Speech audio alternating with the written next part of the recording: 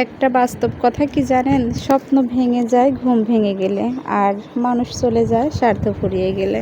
স্বার্থের এই দুনিয়ায় নিঃস্বার্থ পরকে আপনি যতটা ভালোবাসবেন, যতটা সহযোগিতা করবেন, সে আপনাকে ততটাই বেশি ভালোবাসবে। যখনই আপনার সব কিছু শেষ হয়ে যাবে, তখনই তার রূপটা চেনা যাবে। আর এটাই কিন্তু বাস্তব। কথাটা যদি তিতাও মনে হয়, এটা কিন্তু সম্পূর্ণ সত্য একটা কথা। বাস্তবতা থেকে একটা জিনিস শিখেছি, সব কিছু মেনে নিলে সবার কাছেই ভালো থাকা যায়। কষ্টে থাকা মানুষগুলো সবসময় একটু বেশি হাসি খুশি থাকে, তাদের কষ্টকে লুকানোর জন্য। আকাশ রং বদলায় সে তো মানুষের প্রয়োজনে, আর মানুষ রং বদলায় সে হলো নিজের স্বার্থের কারণে। স্বার্থপর মানুষ সব কিছুতেই স্বার্থ খোঁজে, আর তাদের স্বার্থ হাসিল হলে আঘাত করে কেটে পড়ে। স্বার্থপরদের রং বোঝা বড়ই কঠিন, সেজন্য জীবনে যাই কিছু করেন না কেন, স্বার্থপর মানুষ থেকে দূরে থাকবেন। সো হ্যালো এভরিওয়ান, আসসালামু আলাইকুম। রায়ান লাইফস্টাইল ব্লগে আপনাদের স্বাগতম। দূরে কাছে দেশ ও দেশের বাইরে এই মুহূর্তে আমার ভিডিওটি আমার যে সকল ভাইরা আপুরা দেখছেন, আল্লাহ তাআলার কাছে সবারই সুস্থতা কামনা করছি। যতদিন আপনার স্বার্থ থাকবে, ততদিন স্বার্থপর ব্যক্তি আপনার সাথেই থাকবে। স্বার্থ ফুরিয়ে যাবে তো স্বার্থপর ব্যক্তিও চলে যাবে।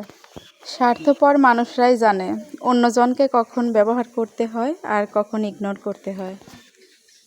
কিছু মানুষ চাঁদ এনে দেওয়ার কথা বলে আকাশটাই কেড়ে নিয়ে চলে যায়।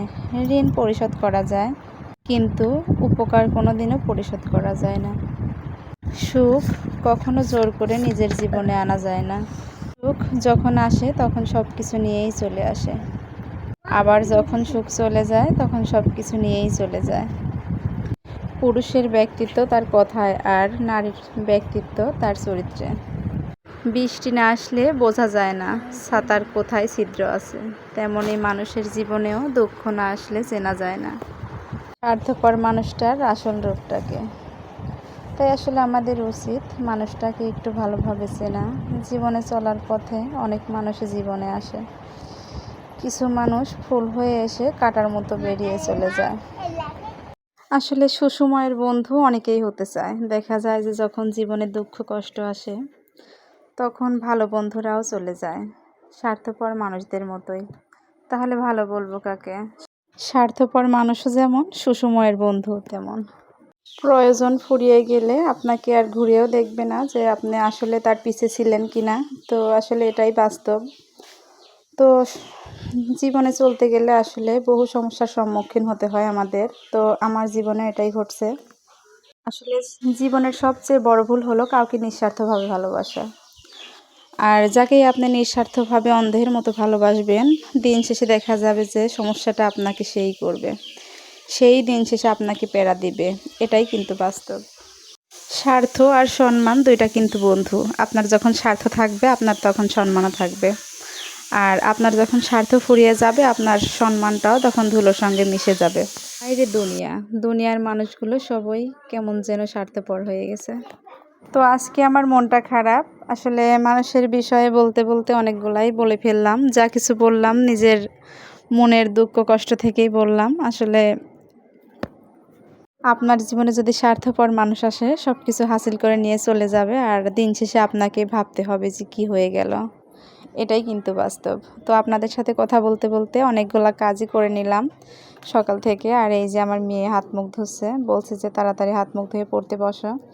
আর আমার মেয়েটা কিন্তু খুবই লক্ষ্মী, আমার সাথে সারাদিন অনেক কাজ করে, সকাল থেকেই কাজ করতে আসে। তো থালাবাটিগুলো আর কি আমার সাথেই ও ধুয়েছে। তো আসলে অনেক ভালো আমার মেয়েটা, সকালে উঠে ঘরও গোছায়। আবার আমি দেখা যায় যে 2-1 দিন পর পর বিছানার চাদরগুলো কেচে দেই, ওইগুলো আর কেউ পারে। তো আসলে শুধু স্বার্থর ভালোবাসা বাসে নিজের সন্তানরা। আর এটা বললে ভুল হবে, সন্তানরাও স্বার্থের ভালোবাসা বাসে না। বাসবে কতদিন? যতদিন না বিয়ে হয় ততদিন। সন্তানরাও নিঃস্বার্থভাবে ভালোবাসে বাবা মাকে বিয়ে হওয়ার আগে। সন্তানরাও স্বার্থ খোঁজে বিয়ের পরে।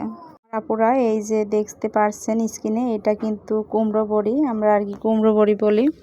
আমরা এই যে শীতকালে আর কি এই ডাউল দিয়ে আর কুমড়ো দিয়ে এইটা আর কি বানাই। তো এই খাবারটা কিন্তু খুবই মজার হয়। এটাকে কুমড়ো বড়ি বলি আমরা। আর আমার অনেক আপুরাই চিনতে পারবেন, আবার অনেক আপুরাই চিনবেন না, যেহেতু এটা সব জায়গায় প্রচলিত না।